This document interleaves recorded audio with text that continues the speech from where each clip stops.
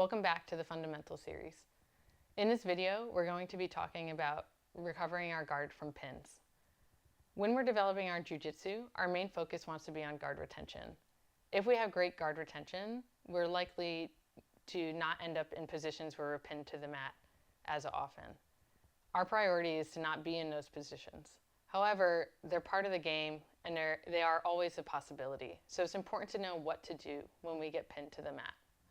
In this video, we'll go over some key concepts of how we can deal with those positions. What we want to focus on here is that we don't want to have our shoulders pinned to the mat. When our shoulders are pinned to the mat, our opponent is strong and we're in a weak position. When our shoulders are pinned and our spine is out of alignment, then we're dealing with a very difficult position.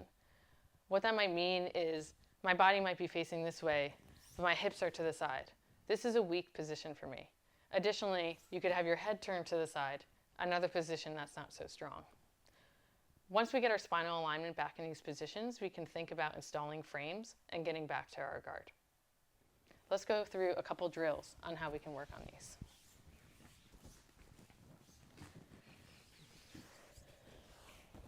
So this position is called side control. And in this position, if my opponent has a strong position, she can use a cross face on me to get my head turned out of alignment. This is a problem for me because I'm very weak in this position. It's going to be difficult for me to install frames. There's two things that I want to look at when I'm going through this position. Is my opponent strong in my upper body, or is she following my hips? If my opponent is following my hips, one way I can feel that is if I start to walk my hips away, I can feel her following me. Then I know that I can start working on the upper body. Similar to what we did in a previous video on escapes, we're going to start by installing frames. First, I'm going to swim my frame underneath her neck, and I can open my elbow here to keep her away. I can keep this frame on the shoulder to create more space. Once I do that, I should be able to pull this elbow back towards my side. So I create the space, pull the elbow towards the side. When I do that, I then want to connect my elbow and knee, so I can swing my legs out, and I can bring my knee in to connect.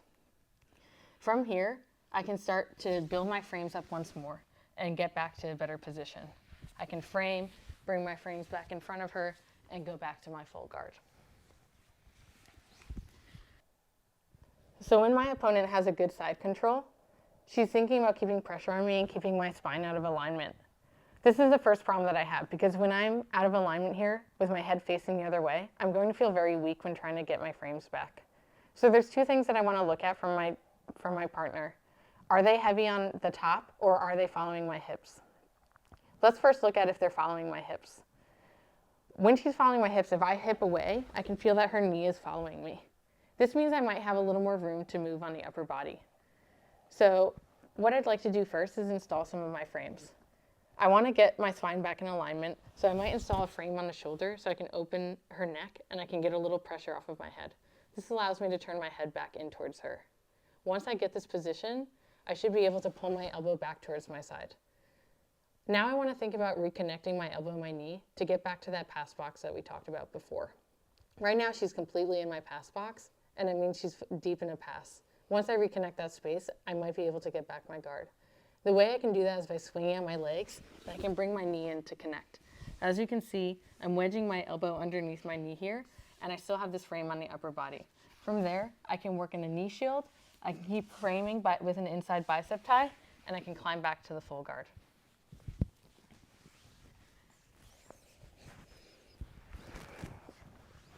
Now, if instead of following my hips, she's controlling more of my upper body, I might feel like I have more range to move my lower body, so that's where I'll start regaining my position first. The way I can do that is I can bring my hips out, and I'm going to drop my bottom knee in. From here, I can use that knee to open, and I can even bring my top knee in as a high knee shield. I can connect my elbow and knee, start to install my frames now that I've created space, get her away, and get back to my full guard. Another great pinning position for my partner is mount.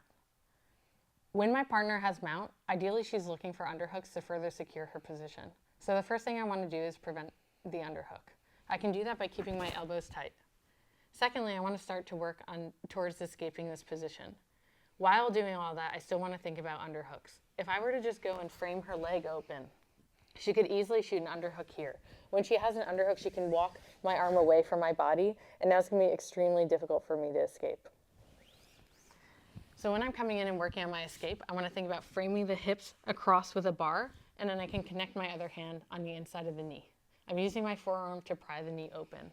I also want to drop my hips so that I can start thinking about trapping this leg. When I drop my hips, I'm going to bring my knee behind the calf to open this leg up, and then I'm going to bring my top leg over to trap the foot. I can use this by grabbing at the ankle, and I can keep it hooked here. I want to keep it hooked so that she can't get it back out. Now I need to start turning back in towards my opponent. The way I can do that is with a reverse shrimp, bringing my legs out and turning my knees up to the ceiling.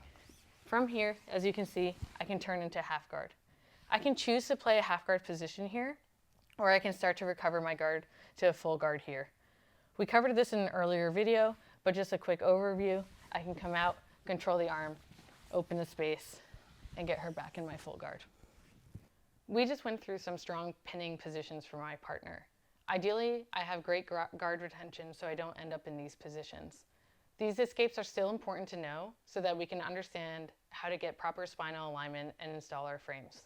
I hope you can take these concepts and apply them to your jiu-jitsu. Thanks for watching.